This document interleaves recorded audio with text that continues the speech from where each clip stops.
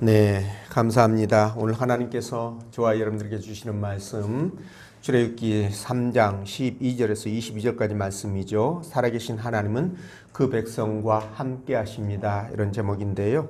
말씀 전해질 때 하나님의 은혜가 이곳에 충만하길 원합니다. 장마가 끝났답니다. 근데 습도가 높아서 그런지 굉장히 불쾌지수가 높게 이렇게 느껴져요.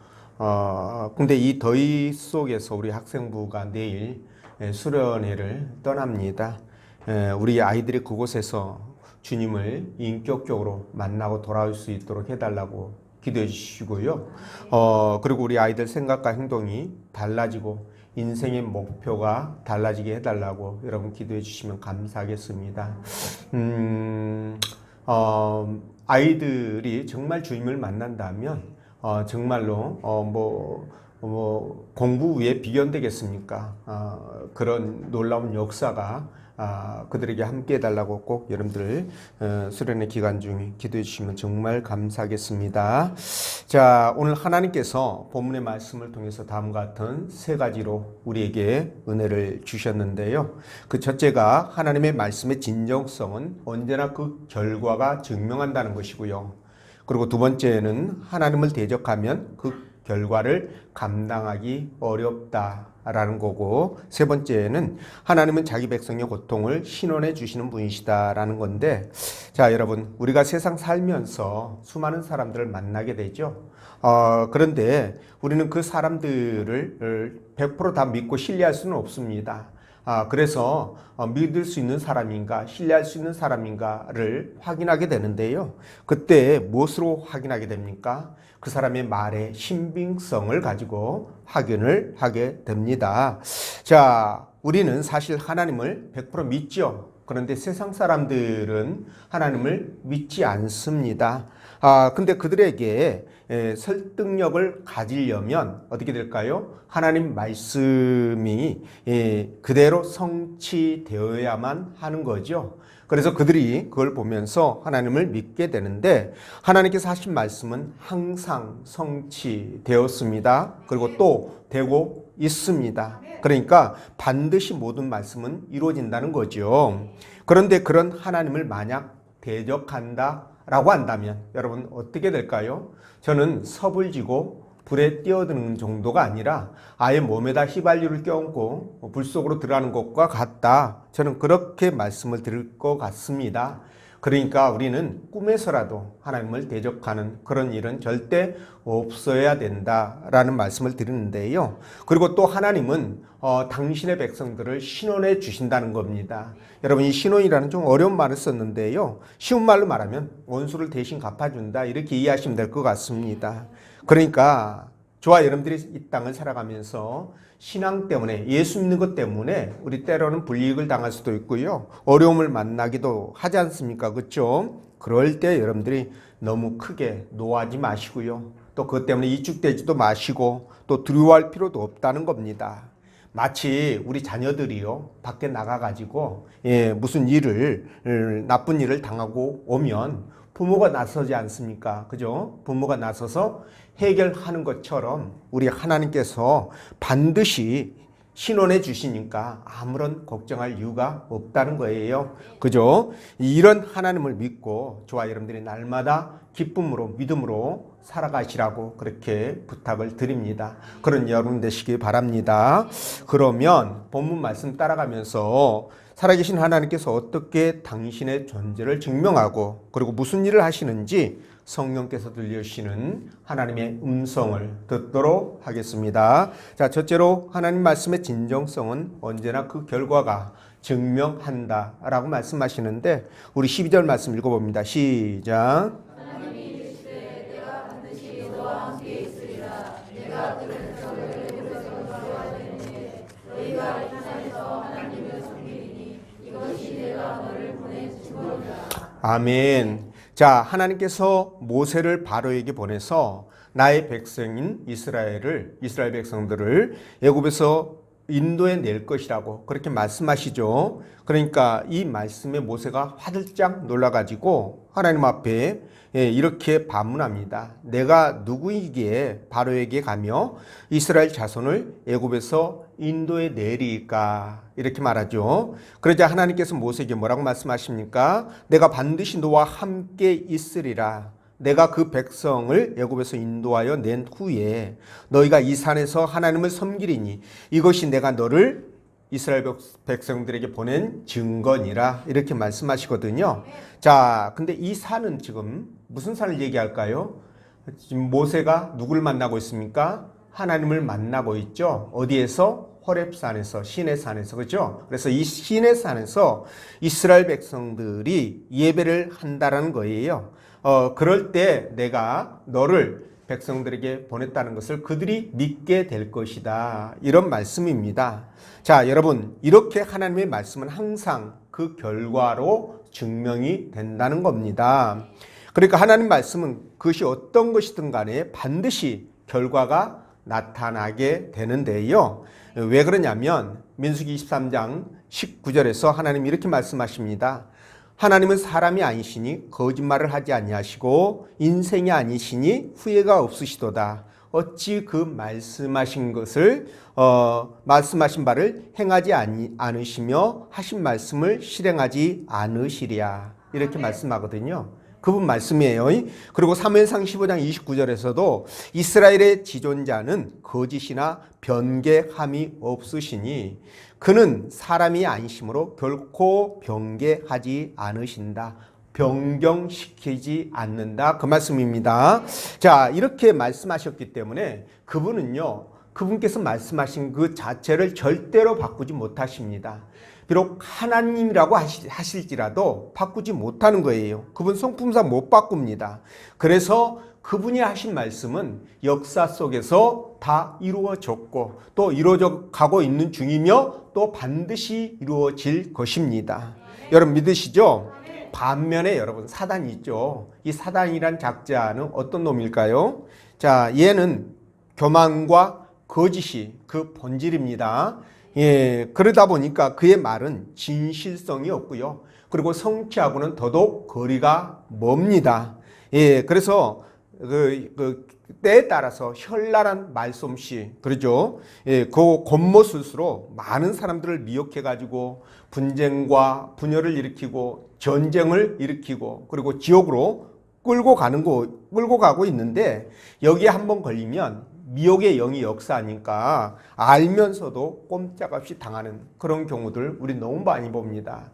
여러분, 우리가 그 화를 낼 때 분노가 이렇게 막 올라오면은 순간적으로 이거 하나님 기뻐하시지 않는데 이런 생각합니다. 그렇죠? 하나님이 원하지 않는다는 것을 딱 알거든요. 그런데도 불구하고 컨트롤이 안 됩니다. 왜 그럴까요? 알면서도 미혹의 영에 잡히니까 그게 안 된다는 거예요. 이해가 되시죠? 그래서 꼼짝없이 당하는데 여러분, 그래서 여러분들도 여러분 주변에 혹시 교만한 자 있지 않습니까? 그래서 자기를 드러내려고 과시하려고 과장하거나 기본적으로 거짓말을 이렇게 잘하는 사람들이 있습니다. 그죠? 제가 늘상 말씀드리지만 이런 사람들과는 절대 사귀지 말라. 이런 사람들은 경계하는 것이 신상에 좋다. 이 말씀을 드립니다. 근데 이단들은 어떨까요? 이 이단들은 뭐 말할 것도 없이 사단의 조종을 받고 있죠. 그러다 보니까 이런 무리들은 자기들이 한 말에 대해서 성취가 없어요. 이루어지는 것이 없습니다. 제가 예를 들어보면 여러분 그 안산홍이라는 작자가 만든 하나님의 교회 아시죠? 대표적인 이단입니다. 이 이단들이 여러분들 아마 모르시는 분들이 많을 거예요. 근데 이 이단이 처음에 주장했던 것이 88년도 올림픽 때 있죠. 그때 잠실 경기장으로 주님이 재림하신다라고 그렇게 자기들 교인들에게 얘기했다가 뻥친 결과가 됐습니다. 그리고 다미성교회 그 이장님이라는 작자 여러분도 아시잖아요. 그렇죠? 이 작자도 92년 10월 28일 날 주님이 재림하신다고 뻥쳤죠. 그죠? 재림한다고 했지만 결국 사기치고 말았습니다. 그러니까 이런 것들이 뭡니까? 성취가 없다는 거예요. 그죠? 예, 그런 결과가 되었고요. 뿐만 아니라 신천지 이만희도 마찬가지입니다. 진해 그 맹도들 있죠. 14만 4천 명이 채워지면 이 땅에 주의 심판이 종말이 온다. 이렇게 외쳤어요. 맹도들에게. 그런데 지금 거기 30만이 뭐 왔다 갔다 할 겁니다. 훨씬 넘었죠. 그런데도 불구하고 아직까지 재림은커녕 뭐 심판은커녕 종말은커녕 그러고 자빠졌어요. 그렇죠?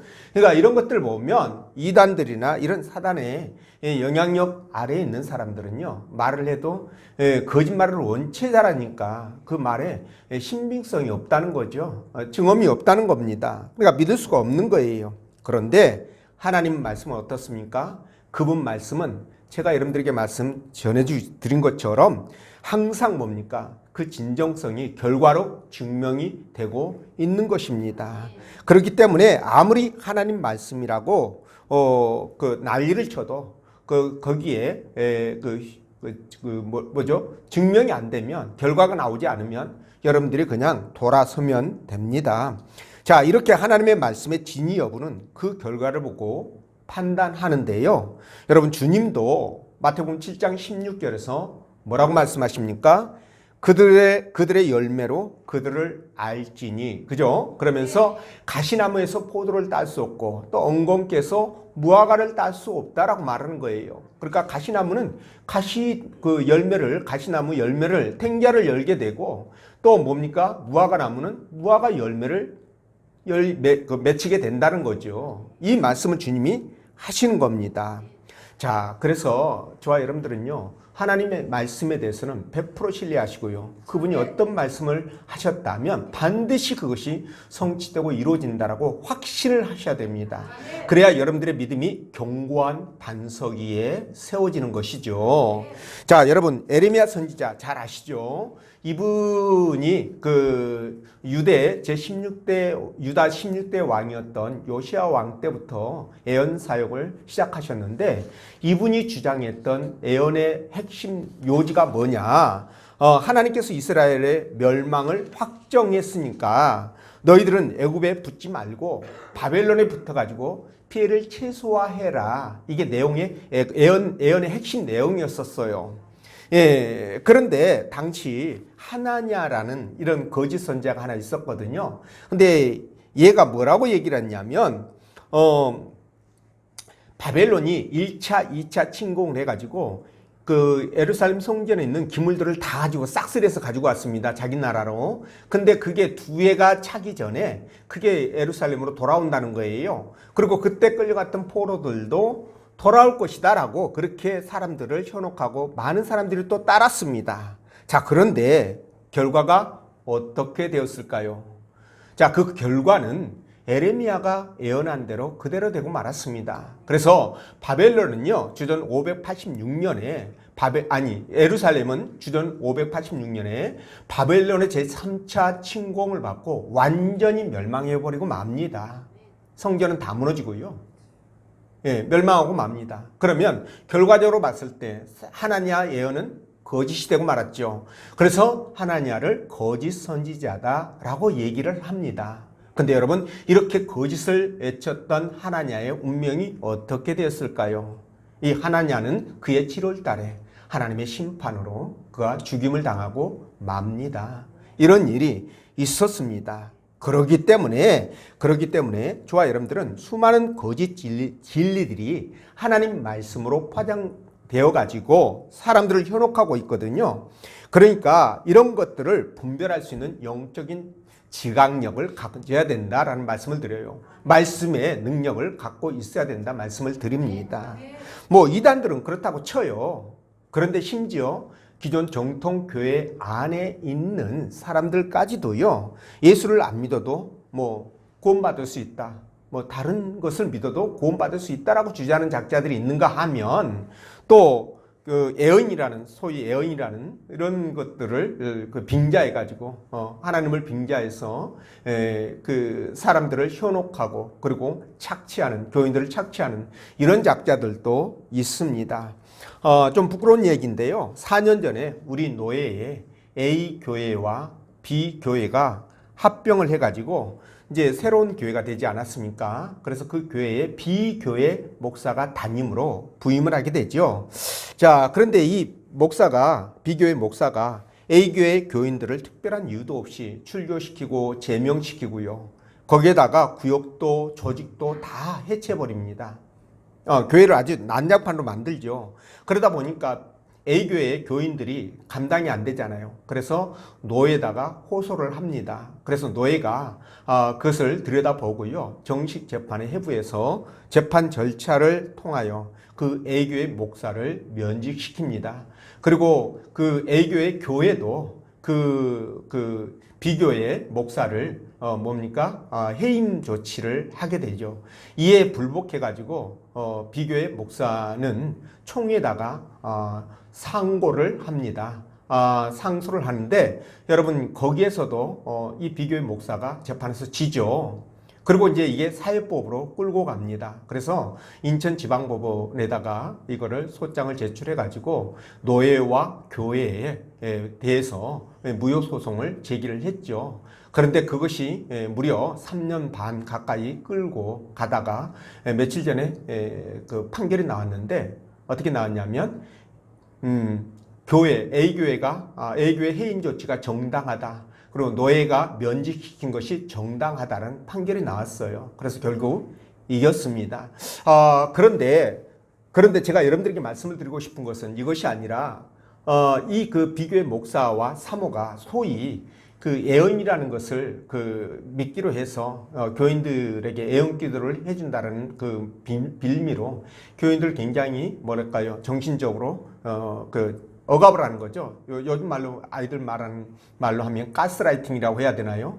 이렇게 가지고 완전히 억압해서 그렇게 목회를 하는 그런 작자인데 재판 과정마다 전부 다 뭐라고 얘기했냐면 하나님께서 응답을 주셨는데 기도하니까 응답 주셨는데 우리가 이긴다고 했다. 그렇게 이긴다고 했던 것이 무려 모든 재판 과정에서 또 재판 전에도 이긴다고 그렇게 했다가 다 그 말이 불발이 돼버린 거지 않습니까? 그렇죠? 그러면 이 예언이 거짓입니까? 사실입니까? 이 비교회 목사는 이 거짓 선지자입니까? 참 선지자입니까? 그러니까 이런 것을 볼 때 저와 여러분들이 말이죠. 이 부분에서 경각심을 가지고 항상 말씀으로 그것을 분별할 수 있는 능력이 있어야 된다는 겁니다. 그러니까 결국은 말이죠. 이 사단이나 악인들이 사용하는 거짓과 속임수는요, 때가 되면 반드시 만천하에 드러나게 되어 있습니다. 그리고 그것에 대한 하나님의 준엄한 심판을 면치 못할 것입니다. 네, 저는 그렇게 믿습니다. 자, 근데 이제 기도 응답 이렇게 말씀이 나왔으니까 말씀을 드리는데 여러분 기도 응답이라는 것은 즉각적일 수 있어요. 하나님께서 판단하시고 즉각적인 응답이 필요하다고 생각하신다면 아마 즉각적으로 응답을 하십니다. 그런 케이스도 많이 있죠. 그리고 또 하나는 뭐냐면 더딜 수가 있어요. 내가 원할 때 응답이 되었으면 좋겠지만 시간이 지나서 응답될 수도 있고요. 그리고 또 하나는 응답이 바뀔 수 있습니다. 나는 A를 원하는데 하나는 B를 주시는 경우가 있어요. 이런 경우도 있습니다. 그리고 또 하나는 응답 자체가 아예 없는 경우가 있어요. 마치 예수님이 마지막 겟세마네 동산에서 기도하실 때 하나님 앞에 간절하게 기도하잖아요. 하나님의 뜻이거든 이 잔을 옮겨달라고, 이 고난과 고통을 내가 당하지 않게 해달라고 기도를 합니다. 그런데 하나님이 그 기도에 잠잠하십니다. 응답이 없으셔요. 그것도 응답이잖아요. 그렇죠? 예, 이런 경우가 있습니다. 그렇기 때문에 저와 여러분들은 어떤 상황이 벌어지더라도 그 상황에 조급해하시면 안 돼요. 조급해하지 마시고 여러분들이 배운 거 있죠. 성경 말씀 배운 바 확실한 진리 가운데 거하셔야 된다는 거예요. 이게 사도 바울이 말씀하신 내용입니다. 진리 가운데서 배운 바 진리 가운데서 확실하게 거하셔야 여러분들이 신앙이 흔들리지 않아요. 마지막까지 그 신앙을 붙들고 갈 수가 있습니다. 이해가 되시죠? 그래서 저와 여러분들이 믿고 있는 확실한 내용들 우리 두 눈으로 본다면 얼마나 좋겠습니까마는 실제적으로 영적 세계에서 이루어진 일들은 볼 수가 없잖아요. 그렇죠? 그런데 언제 볼 수 있느냐? 저와 여러분들이 이제 주님 앞에 갔을 때, 그죠? 그분의 보좌 앞에서 이제 하나님께서 거룩한 잔치를 배설할 거 아니겠습니까? 그때 그 자리에 참석해서 그동안 우리가 믿고 신앙해 왔던 것이 진짜였구나. 그게 너무나 분명한 사실이구나. 라는 것을 그때 깨닫게 된다는 거예요. 그러니까 이런 부분들을 우리가 믿고 확신하면서 끝까지 여러분들의 신앙을 붙들고 가셔야 됩니다. 여러분, 자꾸만 인간적인 모습들 보지 마시고요. 하나님을 보시고 하나님을 바라보면서 신앙을 하셔야 된다는 거예요. 그럴 때 우리 믿음이 견고해지는 것입니다. 그런 여러분들 되시기 바라고, 두 번째, 하나님을 대적하면 그 결과를 감당이 어렵다. 이렇게 말씀하시는데 19절 읽어봅니다. 시작.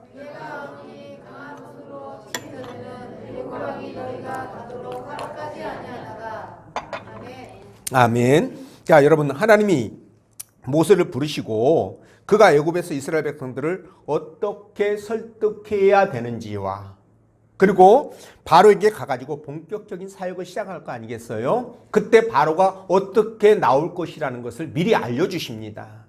기가 막히죠? 그러니까 이런 걸 보면 하나님께서 우리를 부르시거나 어떤 사역을 맡길 때 저와 여러분들이 그저 그런 존재들 아닙니까? 그렇죠? 얼마나 약합니까? 아는 것이 있으면 얼마나 알고요. 능력이 있으면 얼마나 있습니까? 그러니까 그런 거 다 알고 하나님이 다 그 일들을 감당할 수 있도록 이렇게 모세에게 알려주신 것처럼 다 알려주시면서 이끌어 가신다는 것을 우리에게 말씀해 주시는 거예요. 믿으시죠?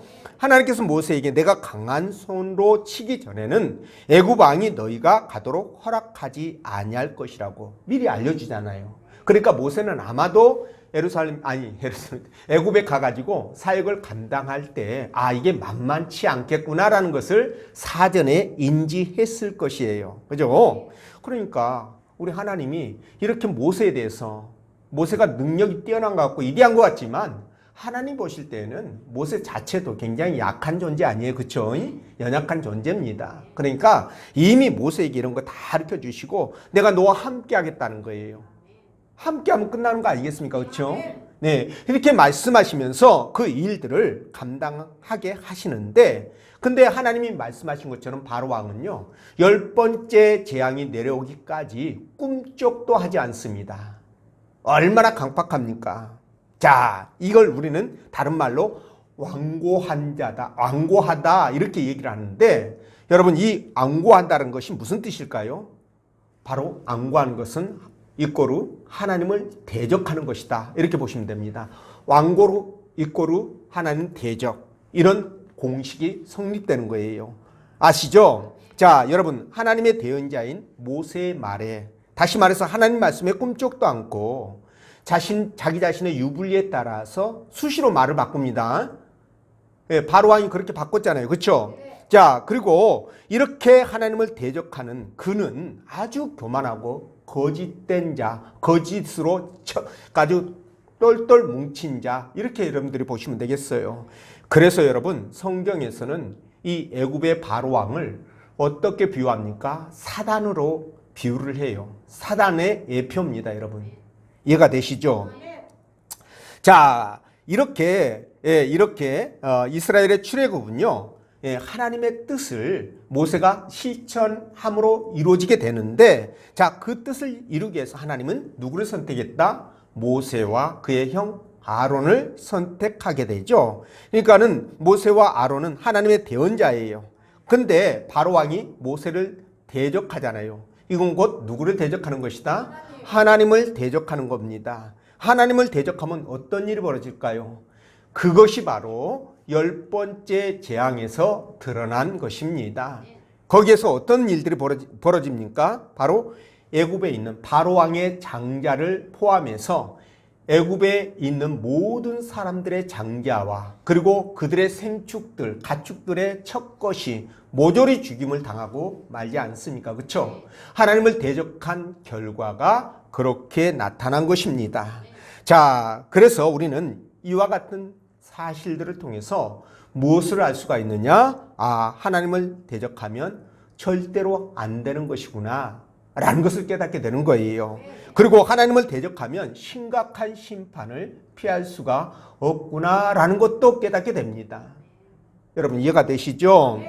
그래서 저와 여러분들은 절대 하나님을 말로도 행동으로도 생각으로도 대적해서는 안 된다는 거예요. 예, 혹시 여러분들은 무의식적으로나마 하나님을 대적하는 그런 일들이 없었는지요?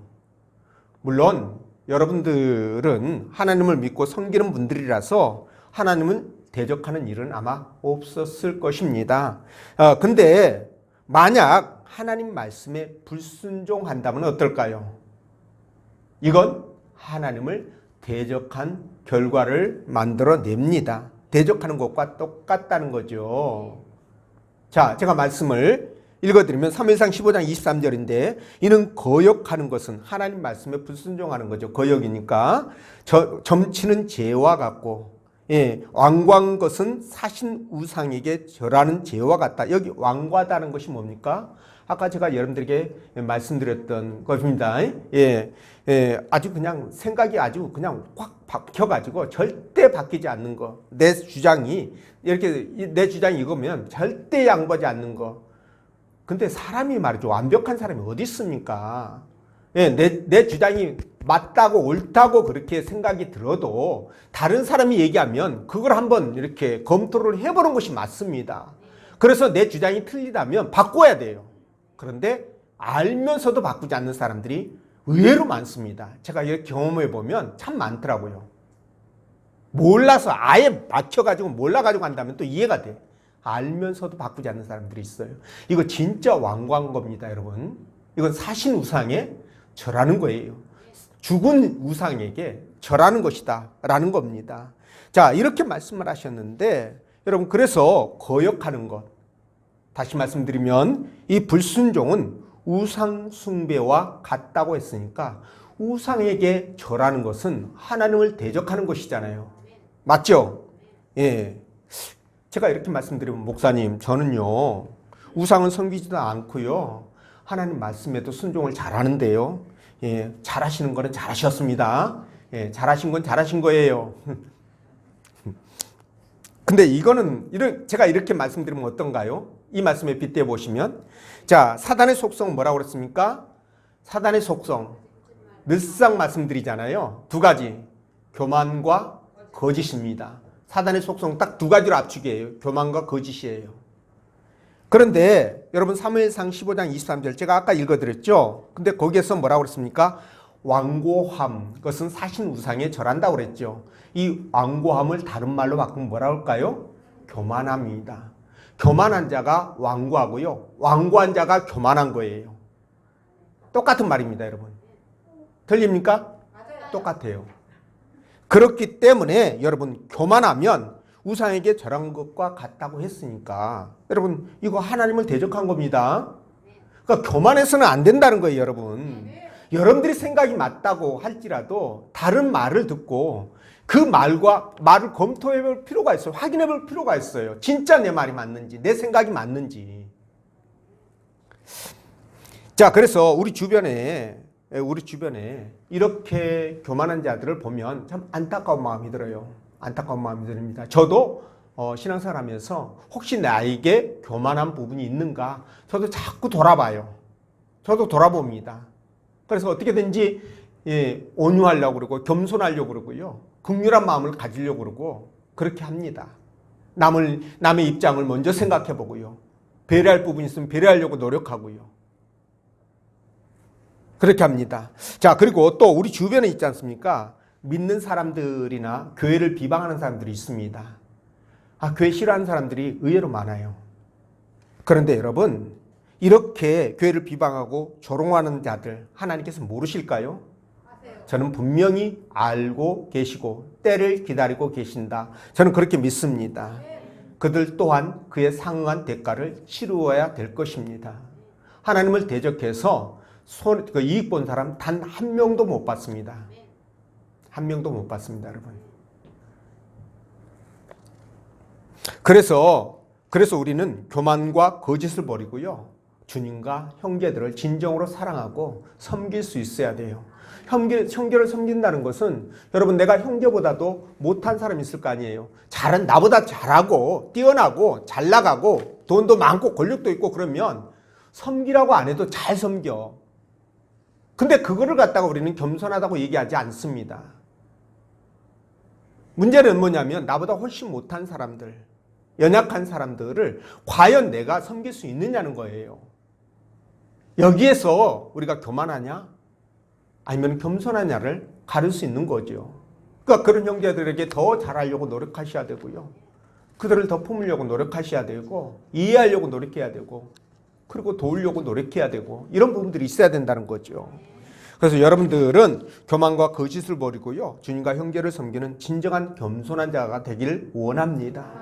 그럴 때 여러분 복을 받는 여러분들이 되시거든요. 그렇게 복받고 행복하게 사시길 부탁을 드립니다. 그리고 세 번째, 하나님은 자기 백성의 고통을 신원해 주신다라고 말씀하시는데 21절, 22절 읽어봅니다. 시작.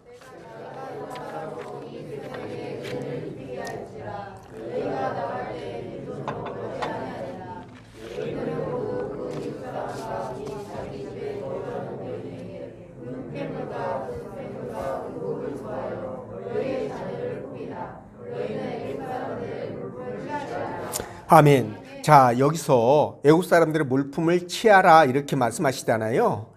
근데 이 말씀대로 12장에 가면 이스라엘 백성들이 나오면서 애국 사람들에게 각종 금은보화와 그리고 의복들을 많이 챙겨가지고 나옵니다. 그걸 보면서 어떤 사람은 야, 이스라엘 백성들이 하나님 뺑 믿고 약탈을 했다.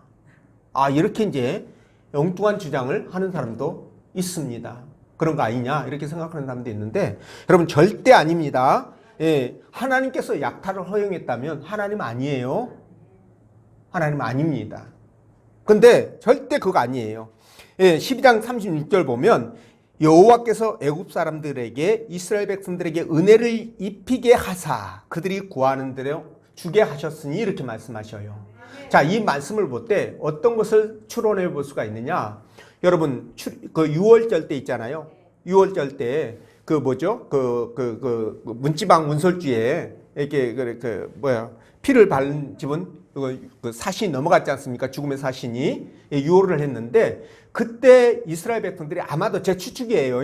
이스라엘 백성들이 애굽 사람들에게 살 수 있는 방법을 알려줘 가지고 애굽 사람들이 그대로 다른 사람들은 장자를 잃지 않았지 않습니까? 그렇죠? 그래서 아마도 그때 은혜를 입은 애굽 사람들이 은혜를 입게 했다고 했으니까 은혜를 입은 사람들이 이스라엘 백성들이 이제 나갈 때 원하잖아요. 뭐 대가를 줬을 겁니다. 그러니까 그들이 아낌없이 그것을 주지 않았느냐? 저는 그런 판단을 해보는 거예요. 이게 상식적으로 가장 확실한 판단이 아닌가, 가까운 판단이 아닌가 저는 그렇게 생각을 해봅니다. 자, 그래서 이렇게 그들이 많은 것들을 가지고 나오는데 이 모습을 보면서 저는 어떤 생각을 해보느냐, 하나님께서 이스라엘 백성들이 그동안 애굽에서 얼마나 많은 노동 착취를 당했습니까? 그렇죠? 노예로. 그렇게 착취를 당했을 때 정당한 대가를 받았을까요? 저는 받지 못했다고 생각합니다. 왜? 종이니까. 그런데 하나님은 그걸 기억하시고 정당하게 그들에게 그런 물품들을 취하게 함으로 말미암아 그 이스라엘 백성들을 신원해 주셨다. 저는 그렇게 생각을 하는 거예요. 여러분 또 동의하시죠? 그렇습니다. 그래서 우리 하나님은 이렇게 우리가 예상하지 못한 방법을 통해서라도 이스라엘 백성들을 세밀하게 세세히 이렇게 간섭하시고 인도해 가시는 그런 모습들을 보게 되는데요. 정말 감탄하지 않을 수가 없습니다. 자, 이렇게 이스라엘 백성들은 정말 고통 가운데서 힘들게 일했던 거 아무것도 못 받고 나올 줄 알았더니 하나님이 이렇게 그것을 받고 나오게 하셨으니 그대로 고통까지도 보상해 주시는구나. 이걸 우리가 깨닫게 된다는 거죠. 이해가 되시죠? 자, 그래서 저와 여러분들 마찬가지입니다. 우리가 이 땅을 살아갈 때요, 악한 자들에게 때로는 불이익을 당하는 경우들 많이 있을 겁니다. 여러분 특히나 직장 같은 데 보면 꼭 그런 종자들이 있어요. 저는 악한 자들은 좋은 표현을 안 씁니다. 그런 종자들이 분명히 있습니다. 그런데 그 종자들이 정말 그렇게 힘들게 하는 종자들 있어서 직장 다니는 걸 고통스러워하고 굉장히 그렇게 하신 분들도 이렇게 제가 가끔씩 보는데요. 근데 여러분들 너무 이축되거나 억울해하지 마십시오. 하나님께서는 반드시 그 종자에게 신원을 해 주신다는 겁니다. 이게 그분의 방법이 어떤 방법으로 신원을 해 주실지는 구체적으로 알지 못하지만 반드시 신원해 주신다는 것은 확실합니다. 예, 왜냐하면 여러분 보십시오. 계시록 18장 20절에 뭐라고 말씀하시느냐? 하늘과 성도들과 사도들과 선지자들아, 그로 말미암아 즐거워하라.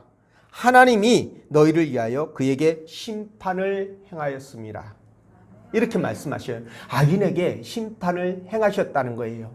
그동안 예수 믿는 백성들을 괴롭히고 힘들게 하고 조롱하고 무시하고 핍박했던 자들을 하나님께서 기억하사 그들에게 어떻게 했다? 심판을 행했다라고 말씀하셔요. 그리고 잠언 22장 23절에서도요. 대저 여호와께서 신원하여 주시고 또 그를 노력하는 자의 생명을 빼앗으시리라. 생명을 빼앗으시리라. 이렇게 말씀합니다. 무서운 말씀 아닙니까, 여러분? 예, 그러니까 그를 노력하는 자, 그가 누굴까요? 의인. 예수 믿고 믿음으로 살아가는 주의 백성들을 말씀합니다. 예, 그런 사람들을 노력하는 자의 생명을 빼앗겠다라고 말씀하시니까 진짜 어마무시한 말씀인데, 자, 이쯤 되면 여러분 우리가 악인들에게 당하지 않는 것이 최상이겠죠. 그렇지만 만약에 힘이 약해가지고 당했다 할지라도 여러분들이 위축되지 마시고 위로를 받으시라는 말씀을 드립니다. 예, 하나님께서 때가 되면 반드시 그 악한 자를 징치하시기 때문에 걱정할 이유가 없다라는 거예요.